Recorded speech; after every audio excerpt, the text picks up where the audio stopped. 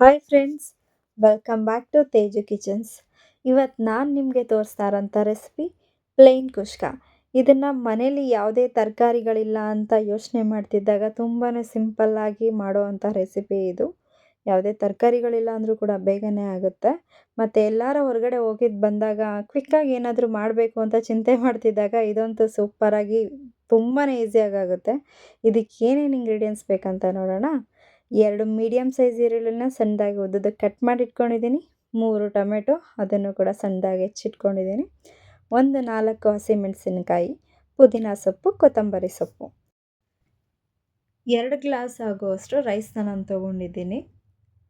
ಒಗ್ಗರಣೆಗೆ ಏನೇನು ಇಂಗ್ರೀಡಿಯೆಂಟ್ಸ್ ಬೇಕಂತ ನೋಡೋಣ.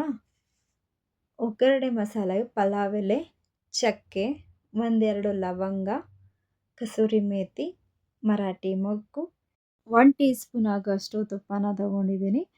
1 table spoon garam masala powder, 1 table spoon ಆಗುವಷ್ಟು red chilli powder, 1 table spoon chicken biryani masala powder, ಒಗ್ಗರಣೆಗೆ ಎಣ್ಣೆ, 1 ಟೇಬಲ್ ಸ್ಪೂನ್ ಶುಂಠಿ ಬೆಳ್ಳುಳ್ಳಿ ಪೇಸ್ಟ್.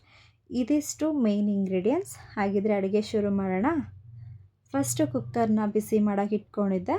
ನಂತರ ನಾನು ಆಗಲೇ ಏನು ತೋರಿಸಿದ್ದೆ, ಆಯಿಲ್ 1 ಟೇಬಲ್ ಸ್ಪೂನ್ ಹಾಗೂ ತುಪ್ಪನೂ ಕೂಡ 1 ಟೇಬಲ್ ಸ್ಪೂನ್, ಎರಡೂ ಕೂಡ ನಾನು ಒಗ್ಗರಣೆಗೆ ತೊಗೊಂಡಿದ್ದೀನಿ. ತುಪ್ಪ ಇಲ್ಲ ಅಂತಂದರೆ ಸ್ಕಿಪ್ ಕೂಡ ಮಾಡ್ಬೋದು.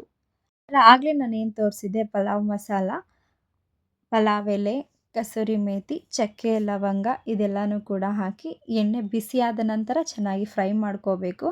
ಎಣ್ಣೆಲಿ ಚೆನ್ನಾಗಿ ಫ್ರೈ ಮಾಡೋದ್ರಿಂದ ಅದ್ರ ಫ್ಲೇವರ್ ಎಲ್ಲ ಚೆನ್ನಾಗಿ ಮಸಾಲೆ ಎಲ್ಲ ಚೆನ್ನಾಗಿ ಇಟ್ಕೊಂಡಿರುತ್ತೆ. ನಂತರ ಹಸಿಮೆಣಸಿನ್ಕಾಯಿ ಮತ್ತು ಕಟ್ ಮಾಡಿ ಇಟ್ಕೊಂಡಿರೋಂಥ ಈರುಳ್ಳಿ ಎಲ್ಲನೂ ಕೂಡ ಹಾಕಿ ಚೆನ್ನಾಗಿ ಫ್ರೈ ಮಾಡ್ಕೋಬೇಕು. ಇದು ತುಂಬಾ ಗಾಢವಾಗಿ ಫ್ರೈ ಆಗೋ ಅವಶ್ಯಕತೆ ಇಲ್ಲ. ಒಂದು 60% ಫ್ರೈ ಆದರೆ ಸಾಕು. ಈರುಳ್ಳಿ ಫ್ರೈ ಆದ ನಂತರ ಶುಂಠಿ ಬೆಳ್ಳುಳ್ಳಿ ಪೇಸ್ಟ್ ಇದನ್ನು ಕೂಡ ಹಾಕಿ ಚೆನ್ನಾಗಿ ಮಿಕ್ಸ್ ಮಾಡ್ಕೋಬೇಕು.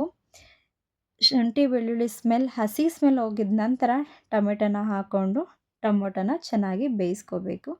ನೀವಿಲ್ಲಿ ನೋಡ್ತಾ ಇರ್ಬೋದು, ನಾನು ಜಸ್ಟ್ 3 ಟೊಮೊಟೊ ಬಳಸ್ಕೊಂಡಿರೋದು. ಹೆಚ್ಚಿಗೆ ಟೊಮೊಟೊನ ನಾನು ಬಳಸ್ಕೊಂಡಿಲ್ಲ. ರುಚಿಗೆ ತಕ್ಕಷ್ಟು ಉಪ್ಪನ್ನು ಕೂಡ ಹಾಕಿ, ಟೊಮೊಟೊ ಹಾಕಿದ ನಂತರ ಉಪ್ಪನ್ನ ನಾನು ಇಲ್ಲಿ ಹಾಕ್ಕೊಂಡಿದ್ದೀನಿ, ಯಾಕಂದರೆ ಟೊಮೆಟೊನೂ ಕೂಡ ಬೇಗ ಕುಕ್ ಆಗುತ್ತೆ ಅಂತ.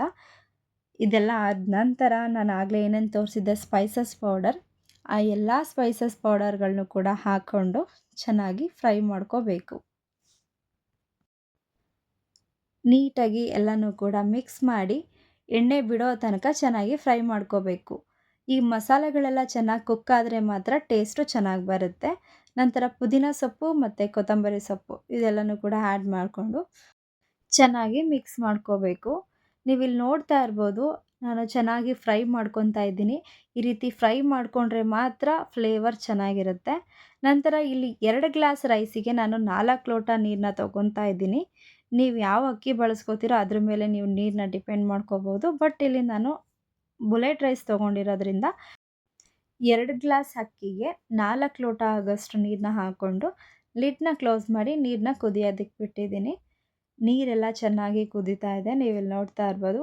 ಇವಾಗ ನಾವು ಅಕ್ಕಿನ ತೊಳೆದಿಟ್ಕೊಂಡಿರುವಂಥ ಅಕ್ಕಿನ ಹಾಕೋತಾ ಇದ್ದೀನಿ. ಕೆಲವರು ಜಸ್ಟ್ ಒಗ್ಗರಣೆಲ್ಲೇ ರೈಸ್ ತೊಳೆದಿಟ್ಟು ಹಾಕಿ ನಂತರ ನೀರು ಹಾಕ್ತಾರೆ. ಆದರೆ ನಾನು ಫಸ್ಟು ನೀರೆಲ್ಲ ಹಾಕಿ ಕುದಿಸಿದ ನಂತರ ರೈಸ್ ಹಾಕೋತೀನಿ. ನೀವಿಲ್ಲಿ ನೋಡ್ತಾ ಇರ್ಬೋದು, ಕತ್ಲಾಯಿತು. ಯಾಕಂತ ಅಂದರೆ ಮಧ್ಯ ಕರೆಂಟ್ ಇರಲಿಲ್ಲ, ಪವರ್ ಹೊರ್ಟೋಗ್ಬಿಟ್ಟಿತ್ತು. ಸೊ ಅದಕ್ಕೆ ಸ್ವಲ್ಪ ಅಡ್ಜಸ್ಟ್ ಮಾಡ್ಕೊಳ್ಳಿ. ಅಕ್ಕಿ ಎಲ್ಲ ಹಾಕಿದ ನಂತರ ಚೆನ್ನಾಗಿ ಕುದೀತಾ ಇದೆ, ನೋಡ್ಬೋದು. ಇಲ್ಲಿ ಒಂದು 70% ಕುಕ್ ಆಗಿದೆ. ಈಗ ಲಿಡ್ನ ಕ್ಲೋಸ್ ಮಾಡಿ ನಾನು ಇವಾಗ ಜಸ್ಟ್ ಒಂದೇ ಒಂದು ವಿಷಲ್ ಬಂದರೆ ಸಾಕು, ಕುಷ್ಕ ರೆಡಿ ಆಗುತ್ತೆ. ಇಲ್ಲಿ 2 ವಿಷಲ್ ಹೊಡ್ಸೋ ಅವಶ್ಯಕತೆ ಇಲ್ಲ, ಯಾಕಂದರೆ ಅನ್ನ ಉದುದ್ರಾಗಿ ಬರಬೇಕಾಗಿರೋದ್ರಿಂದ ಜಸ್ಟ್ 1 ವಿಷಲ್ ಬಂದರೆ ಸಾಕು. ಸೊ ಇವಾಗ ನೋಡಿ, ಫೈನಲಿ ಕುಷ್ಕ ರೆಡಿ ಆಯಿತು. ನೋಡ್ತಾ ಇರ್ಬೋದು ನೀವಿಲ್ಲಿ ಎಷ್ಟು ಅನ್ನ ಉದುದ್ರಾಗಿ ಚೆನ್ನಾಗಾಗಿದೆ ಅಂತ. ಇದು ತುಂಬಾ ಸಿಂಪಲ್ಲಾಗಿ ಕ್ವಿಕ್ಕಾಗಿ ಮಾಡ್ಕೊಳ್ಳೋವಂಥ ರೆಸಿಪಿ. ಈ ವಿಡಿಯೋ ನಿಮಗೆ ಇಷ್ಟ ಆಗಿದ್ದರೆ ಸಬ್ಸ್ಕ್ರೈಬ್ ಮಾಡಿ ಹಾಗೂ ಬೆಲ್ ಐಕನ್ನ ಕ್ಲಿಕ್ ಮಾಡಿ. ನಾವು ಮಾಡೋವಂಥ ವಿಡಿಯೋ ಫಸ್ಟ್ ನಿಮಗೆ ನೋಟಿಫಿಕೇಷನ್ ಬರುತ್ತೆ. ಹಾಗೂ ನಿಮ್ಮ ಅನಿಸಿಕೆಗಳು ಏನೇ ಇದ್ದರೂ ಕೂಡ ಕಮೆಂಟ್ ಸೆಕ್ಷನಲ್ಲಿ ತಿಳಿಸಿ. Thank you for watching. ಹೀಗೆ ಸಪೋರ್ಟ್ ಮಾಡ್ತಾಯಿರಿ.